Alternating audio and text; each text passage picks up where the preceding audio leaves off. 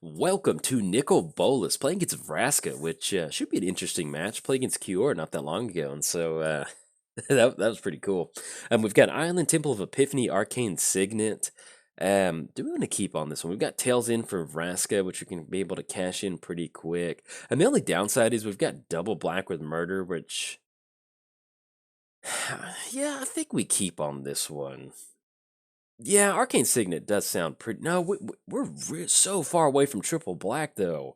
Yeah, let's go on Mulligan, because if we just don't get down Nicol Bolas, then it's going to be hard for us to do anything. Yeah, I like this hand a lot better. We're going to keep on this one. We'll definitely grab a island off of Fabled Passage. But yeah, this works out a lot better. We could have kept the other hand, but with Nicol Bolas having such strict color requirements, that's pretty hard sometimes. So we've got Blood Crypt. So we go Blood Crypt for Island that still keeps us open on. Yeah, I think that's fine. So let's go lead off with Fabled Passage. Just going to crack and grab an island. Actually, if we're going to go for that's going to be double black.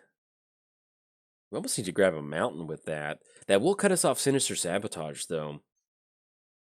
Yeah, I kind of like going for. Yeah, we're going to go and grab a mountain off of this simply because we want to make sure we have at least the basis to go for Nicol Bolas, because all we need to do is hit another black or a blue source and we'll be good from there. So, but we're playing Nicol Bolas. We get the loyalty abilities of all planeswalkers on the battlefield, +1 draw a card, they exile a permanent. And at this point, I think we shock in Blood Crypt and go for Discovery. Yeah, that'll be good. Let's go Discovery, Surveil 2, then draw a card. And at this point, we're just looking for some mana. So, going to be Bloodfell Caves. And then Arcane Signet, I actually kind of like both of those. Then Arcane Signet, we can get that down for next turn. So yeah, we'll keep on both of those. Bloodfell in the hand, Arcane on top. But yeah, so -3, destroy target creature or planeswalker, and then -8, each opponent who doesn't control legendary creature or planeswalker loses the game. Playing gets a Vraska, +2, you may sacrifice another permanent. If you do, you gain 1 life and draw a card. Then for a -3, destroy target non-land permanent with converted mana cost 3 or less. Then for a -9. You're still keeping score at home. You get an emblem that says whenever a creature you control deals combat damage to a player, that player loses the game. So that's going to be Thrashing Brontodon. And we got a lot of respect for Thrashing Brontodon because we want our step to kind of stick around. So I think that'd be a pretty good murder option. Yeah, let's do that. So we're going to pop Thrashing Brontodon.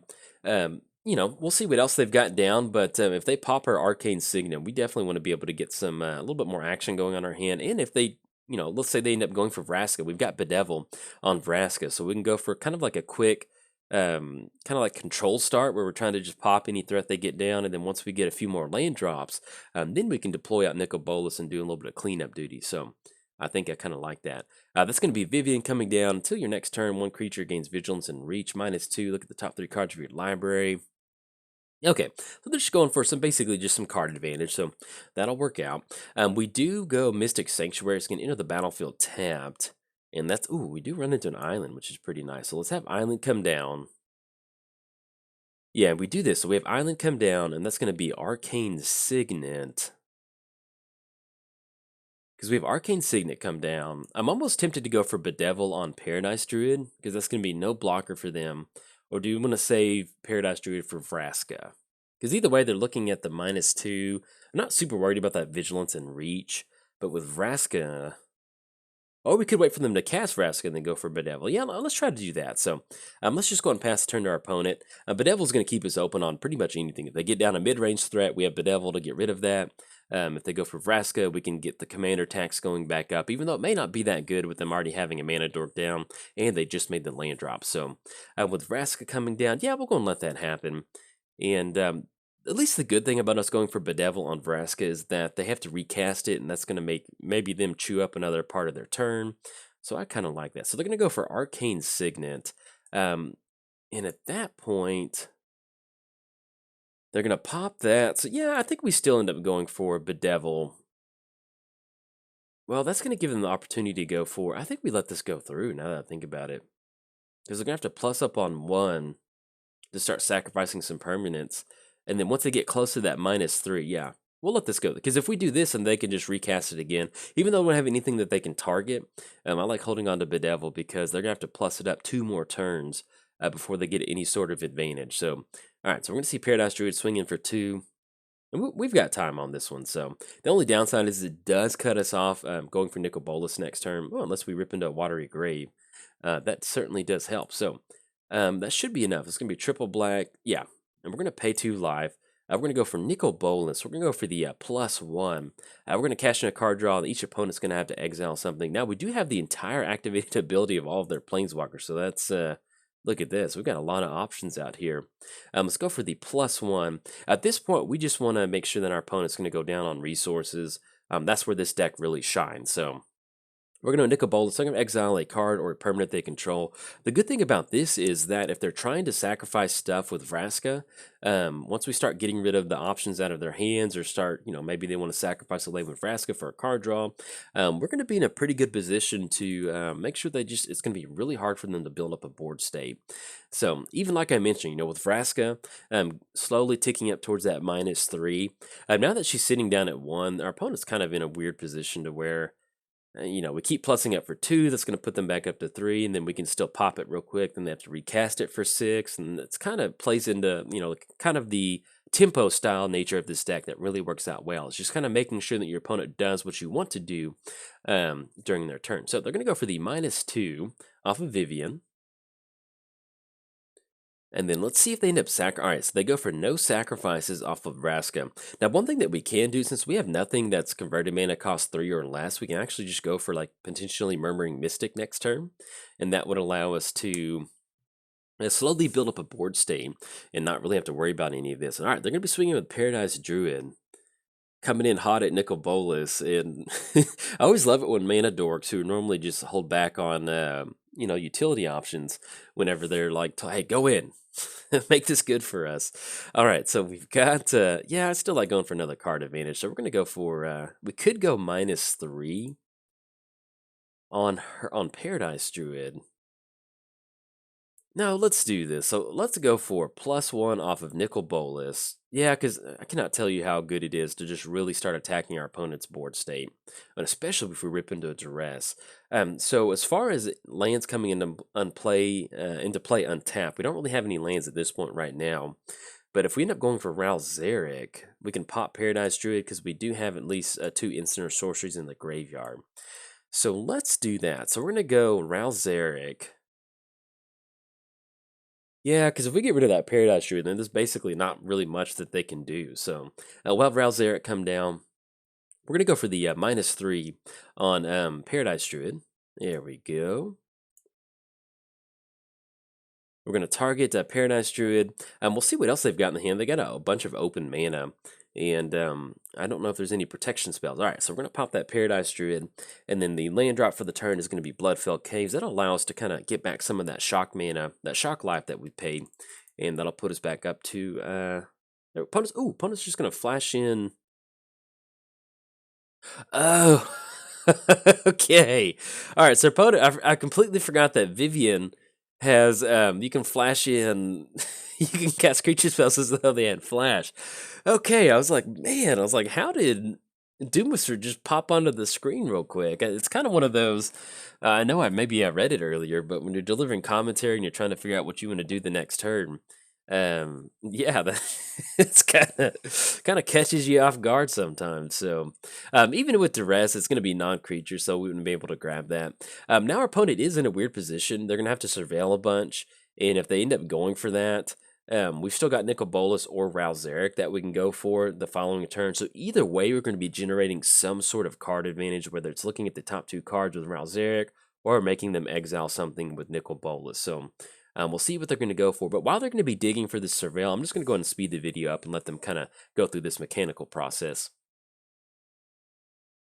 Okay, so it's back to their turn. Sorry about that. I was checking something on my second monitor. They're going to go for the +2 on Vraska.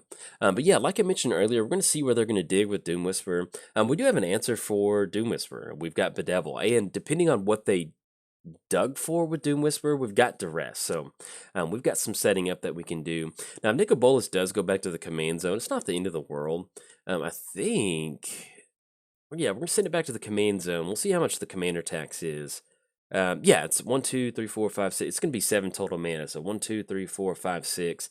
We already have the land drop, so we can actually just kind of have like a utility turn next turn, where we duress, and then we have potentially Bedevil to get rid of a Doom Whisper. So, and then this is going to be 1, 2, 3, 4, 5, 6. Oh, that's going to be perfect. So let's have Field of Dead enter the. It's going to enter the battlefield tap. So if we're looking, let's make sure we've got enough stuff that we need to do. So let's go for a +1. Look at the top 2 cards of our library. One goes into our hand. Ooh, Disdainful Stroke is going to be a wonderful option. So this one's going to go into our hand. Let's go Duress, just to kind of see what they've got going on. That way we can kind of see how we want to sequence the rest of this turn. Okay, opponent's going to go for Assassin's Trophy on Ral Zarek. Yeah, I guess we let that go through. I mean, it's really not... That's going to give us an extra land for Nicol Bolas, which I'm pretty much okay with. Yeah. All right, so we're going to let that go through. We already got the card advantage, which does matter. So we're going to take action on that. We're going to grab ourselves a swamp, and then we'll see what their last card in their hand is. All right, it's going to be a Wicked Wolf. So they can flash... whenever Wicked Wolf enters the battlefield, fights a creature you don't control. Yeah, we don't necessarily have to worry about Wicked Wolf. So if we're trying to get rid of Doom Whisper, we're going to go Murmuring Mystic. I think either way we're going to have to do that. So let's have Field of the Dead come down.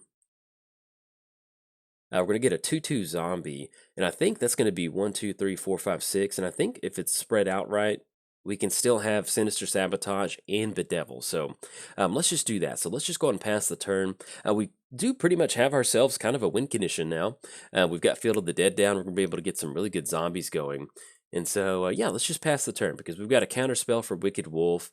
They're going to flash that in. Let's go Sinister Sabotage. Yeah, Sinister Sabotage on Wicked Wolf. That's going to counter that spell. And then let's go. And actually, now that sorry, the better line of play would have been for Flame Sweep. Yeah, we'll put that on the bottom for right now. Better play would have been Disdainful Stroke. Sorry, I forgot we grabbed that one. So a little bit of a sequencing error on my part. And we're going to go for Bedevil once they decide to swing in with Doom Whisper. So let's see what this last card is. You know, I'd kind of like for them to maybe swing in and think they have some sort of option to come down at least. Okay, so they're going to go for the -2 from Vivian. And I think if we want to... Yeah, let's go and force some activation. So maybe if they wanted to activate some Doom Whisperer stuff, at least forcing this right now forces them to go for some activations to pay some life if they wanted to set up a Vivian. So I kind of like that. That's going to force them to... That's not going to allow them to swing in, and it's going to really kind of attack their life total. Ooh, and that's going to be Voracious Hydra for a 5/6. Okay, so that is, you know, something, but we still have Nicol Bolas that we can go for. That's going to be 10/11, and I think they've already activated Vraska. They can cash in a card draw. All right, so that does have Trample. So I think at this point we need to go. Let's go for Mystic Sanctuary.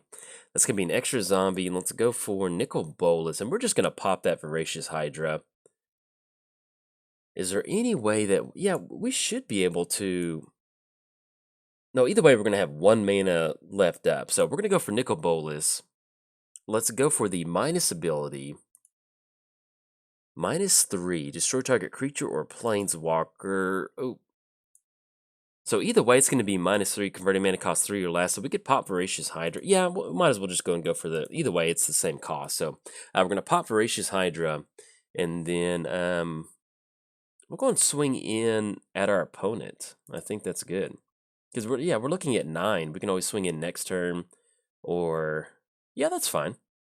Let's do that. All right. Attacking our opponent's life total. It's going to put them down to 11. Next turn, we're going to have 4 coming down.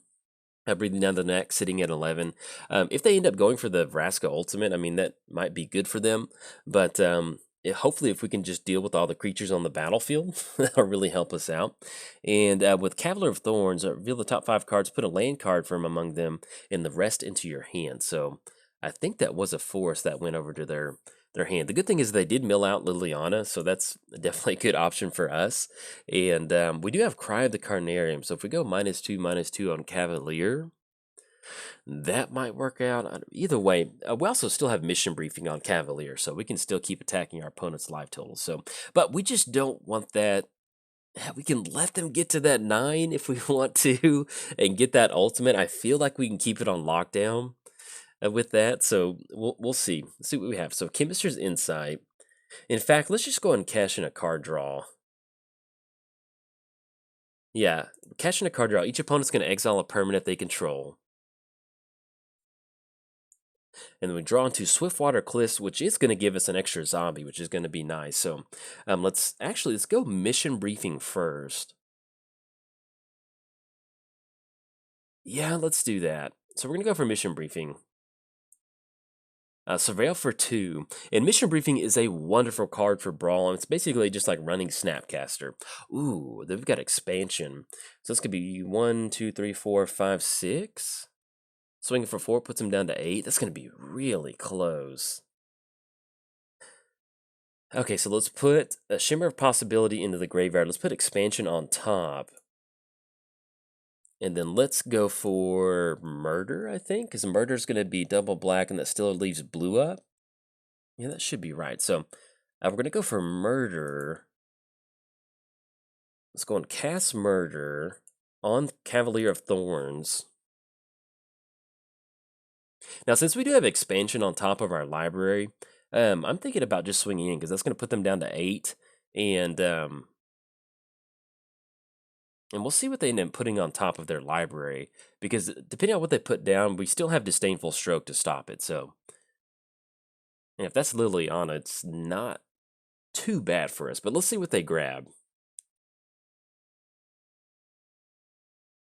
Okay, so they do end up putting Liliana, and we do have an answer for that with Disdainful Stroke. So we're in a pretty good position, and that's going to be their entire turn if they end up doing that. So at this point, I think we can survive a Vraska ultimate. So let's go and push in. Most of the time, you don't get to say that, but we're getting extra zombie down. So let's have old Swiftwater Cliffs enter the battlefield. It's going to be another Field of the Dead trigger. And then we're going to go push in for 4. That's going to put them up to 8. And then let's go and push in. We'll see what that last card is. Yeah, we're going to have both people swinging in our opponent. So there we go. We need to close this out. You know, this is kind of one of those games that if they've got one more piece of spot removal, so be it. Murder on one of the zombie tokens. Yeah, that's fine. Sure, go for it. All right, let's get rid of the zombie token. We're still going to be able to swing it for 2. That's going to put them down to 10. And then once we cash in that expansion next turn, we're going to end up with some really, really good stuff for us. So let's see if they're going to, yeah, they're going to go for Liliana. Let's go Disdainful Stroke on Liliana. It's going to counter that one. Now it kind of puts them in a weird spot to where we can swing in for 4 and then expansion next turn if they want to get some card advantage. All right, so they're going to go for the Vraska Ultimate. It's a good feeling to be able to dodge a Vraska Ultimate. So let's go and push in. Let's go and go for the +1. We're going to cash in an extra card draw, but it looks like we're going to be able to get it on this one. So, all right, exile one of their lands. Let's go and swing in with 2 zombies. That our opponent, that's going to put them down to 6, and that should be, I think, 1, 2, 3, 4, 5, 6. That should be exactly just enough. So we're going to go expansion.